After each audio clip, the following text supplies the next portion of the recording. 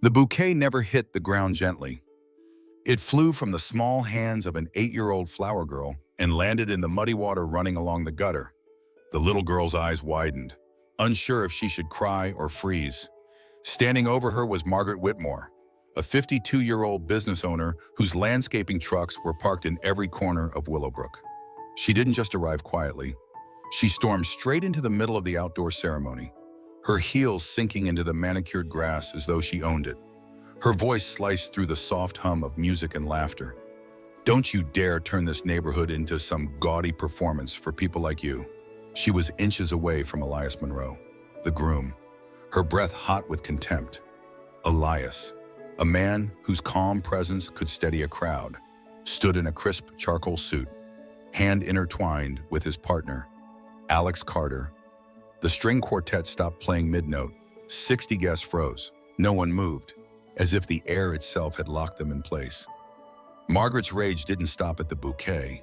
She marched to the champagne table, her manicured hand gripping the linen tablecloth before kicking at the crystal stems. Champagne pooled on the grass, the glass exploding in tiny bursts of light under the sun. Her voice rose again, sharp and unwavering. Marriage is between a man and a woman. Phones appeared like moths to a flame. The neighbors' Ring cameras blinked.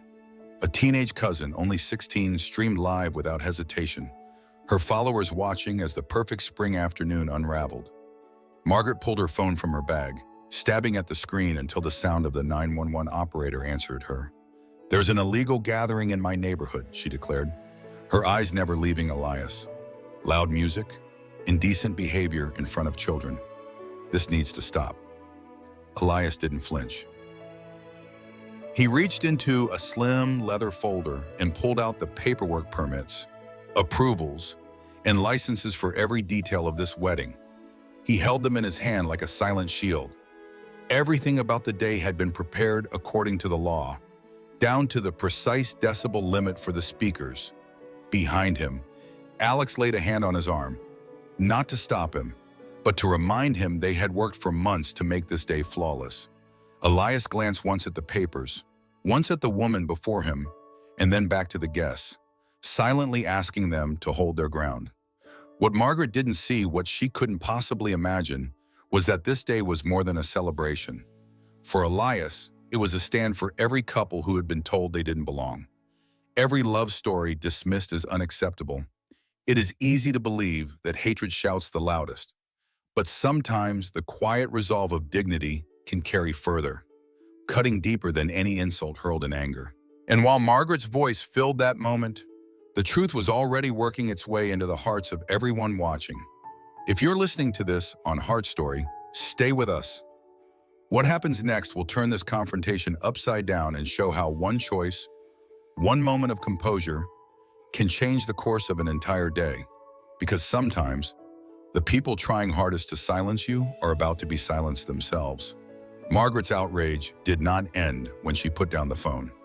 With the ceremony still stalled, she turned her camera on herself, angling it so her face filled the frame. Her voice was sharp, her words deliberate. On the Willowbrook Neighborhood Watch Group, an online corner of local gossip and updates, 47 viewers tuned in almost instantly. She titled the live stream, "Protect Our Real Family Values," as though she were the final line of defense. Her comments section lit up. Some typed encouragements, telling her she was brave to speak out. Others filled the feed with sarcasm and disbelief. A few simply wrote, "You're embarrassing yourself." Margaret ignored them, framing herself as a lone sentinel against moral decay.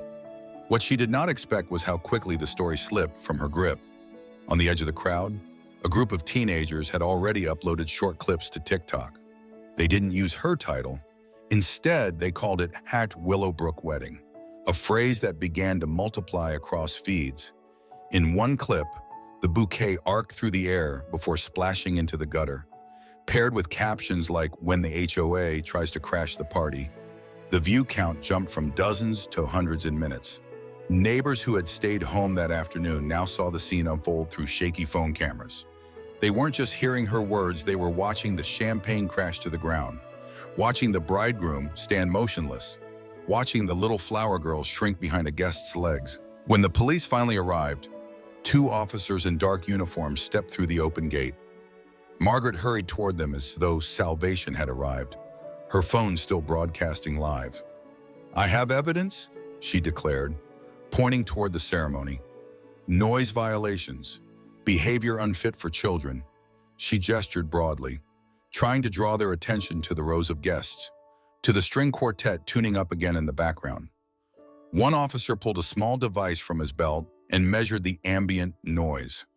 The reading came back at 62 decibels, well within the legal limit. The numbers were plain, and there was no argument to make against them. Margaret's mouth pressed into a thin line. A few neighbors who had earlier nodded along with her now stepped back into the crowd, their eyes down. The turning point came when she repeated herself, louder this time. "This kind of wedding will drag our community backward." She didn't realize someone had already taken a screenshot of that exact moment, her face mid-sentence, her words in bold text beneath. Within minutes, the image spread beyond Willowbrook's borders, landing in public forums where strangers from other cities weighed in. Margaret thought she was defending something sacred, but the speed at which her own narrative crumbled was a lesson in how quickly a public stage can become a courtroom, and how witnesses are not just those who stand beside you, they are everyone who can hold a screen in their hands. By the time the live stream ended, the ceremony had resumed. Elias and Alex kept their focus on each other, letting the music and the vows reclaim the space. They understood something Margaret did not. When your story is built on exclusion, it will always collapse under the weight of the people it tries to push away. And in a connected world, that collapse can happen faster than you ever imagined. The tension in the air shifted when Elias stepped forward, leaving the comfort of Alex's side. He moved with deliberate calm, his shoes pressing softly against the grass, the leather folder still in his hand. Without a word, he slipped off his tailored vest, revealing the crisp white shirt beneath. On its collar, finely embroidered, was the small but unmistakable seal of the city. He reached into his pocket and drew out an identification card, holding it out for the officers. The gold lettering caught the light, and the younger officer's eyes flicked up in recognition. "Good afternoon, Mayor Monroe," he said, his tone changing instantly. The words seemed to land like a thunderclap over the crowd. Conversations stopped mid-breath. Even the faint rustle of leaves above seemed to pause. Margaret's head turned sharply toward Elias, confusion flashing into something more unsettling: recognition. Her voice faltered. You're the mayor." Elias's expression was steady, measured. "We've met before, Margaret, at council meetings." He let the words linger, not with malice, but with the precision of a truth that could not be softened. "You gave public comment about preserving the standards of our community. You also signed a 3-year contract with the city worth over $2 million to maintain the parks and public squares." A murmur rolled through the guests like a low tide. Some had heard whispers about those contracts. Others were connecting the dots for the first time. The officers, still present, glanced between the two of them, their body language now firmly aligned with maintaining order, not breaking up the event. Margaret's composure began to fray. The live stream had ended, but the cameras were still rolling guests, neighbors, passers-by, each catching their own angle. The realization seemed to dawn on her that her words and actions were no longer a private opinion voiced at a dinner table. They were now public record, tied directly to her name, her business, and her future. Online, the clips continued to spread. The most viral one so far showed the moment the officer addressed Elias as mayor, followed by Margaret's stunned expression. The caption read, "She called the cops on a gay wedding, not knowing she was calling them on the mayor's wedding." Margaret took a step back, her hands twitching at her sides as though searching for something to hold on to. But the balance of power had already shifted. She had arrived believing her authority as a business owner and longtime resident gave her the right to police the happiness of others. Now, standing in the same space, she was face to face with someone whose role carried not just the legal weight of the city, but the trust of its people. The quiet in that moment spoke louder than her earlier shouting. Guests straightened their shoulders as if taking strength from the sight of Elias standing in his own backyard, not as a man defending his wedding, but as a public servant who refused to be diminished. It's one thing to confront a neighbor you think you can intimidate. It's another to realize you've tried to shame someone who has spent years working for the very community you claim to protect. And in that realization lies a truth often overlooked: power without compassion will always be brittle. And the moment it's tested, it will crack. Elias did not raise his voice. He didn't need to. The crowd was already listening, their attention drawn not by volume but by the weight of his words. He turned slightly toward the officers, then toward the guests, his tone firm yet even. The contract between the city of Willowbrook and Whitmore Landscaping, he began, contains a clause requiring all vendors to uphold principles of inclusivity and to refrain from any public conduct that discriminates against protected groups. The sentence seemed to hang in the air, each syllable pressing closer to Margaret. Elias continued, noting that within just a few hours of her outburst, the city's offices had logged hundreds of formal complaints, 847 documented reports, all filed by residents and witnesses. And that's before counting the 15,000 views on the live broadcast. He didn't embellish. He didn't have to. The numbers spoke with their own kind of gravity. Margaret's lips parted as if to respond, but what emerged was not a defense. It was a carefully measured attempt to retreat. "If my words were misunderstood," she began, her voice wobbling between apology and excuse. Elias did not let the moment blur into vagueness. "This is not about misunderstanding," he said, holding her gaze.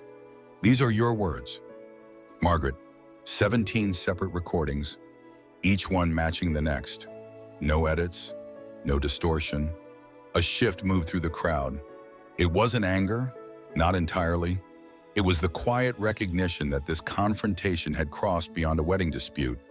This was now about the integrity of leadership, the standards of community contracts, and the public accountability that comes when private prejudice spills into a public stage.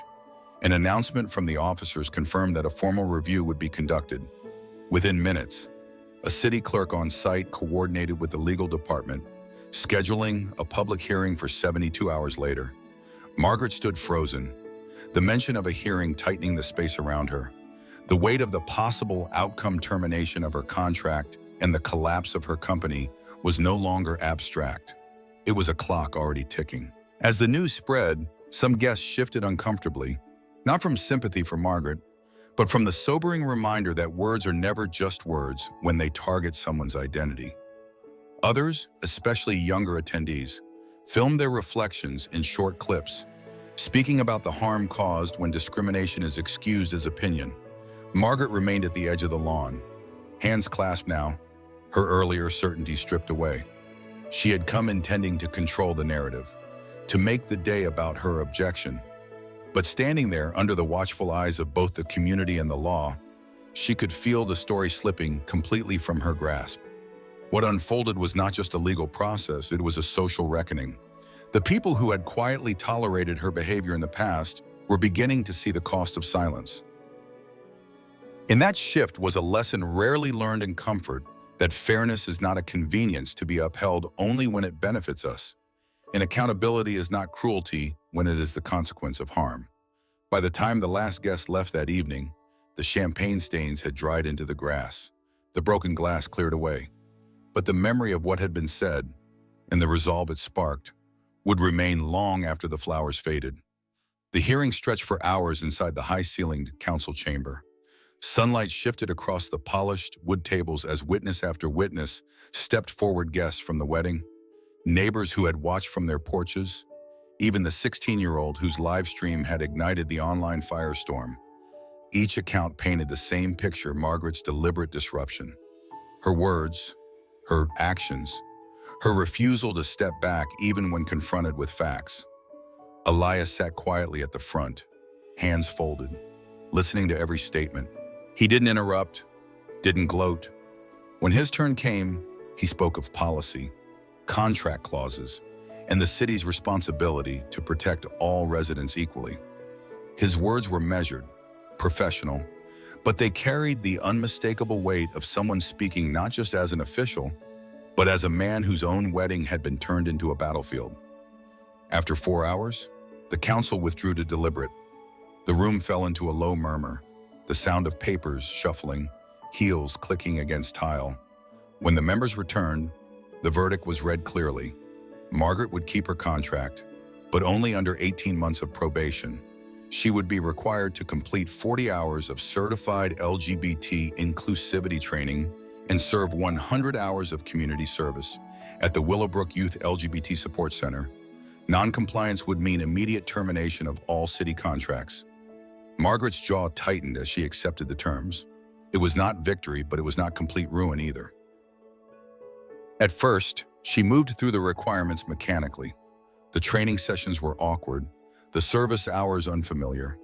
But as weeks turned into months, the edges of her resistance began to soften. She worked alongside volunteers who spoke openly about their lives.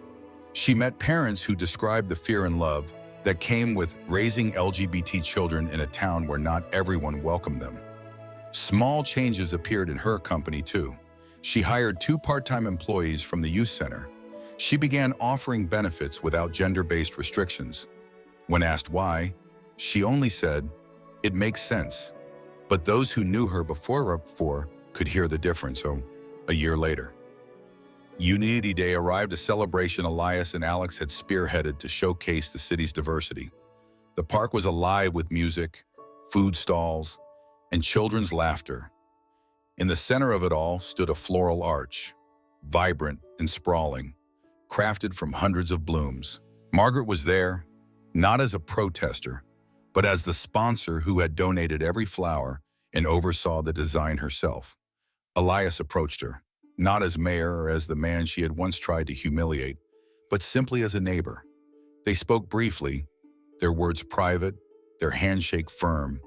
Across the lawn, the same flower girl from that spring afternoon twirled it under the arch, a crown of roses in her hair. Margaret watched her for a moment, her expression unreadable, and then turned back to greet the next visitor. The transformation was not dramatic or perfect.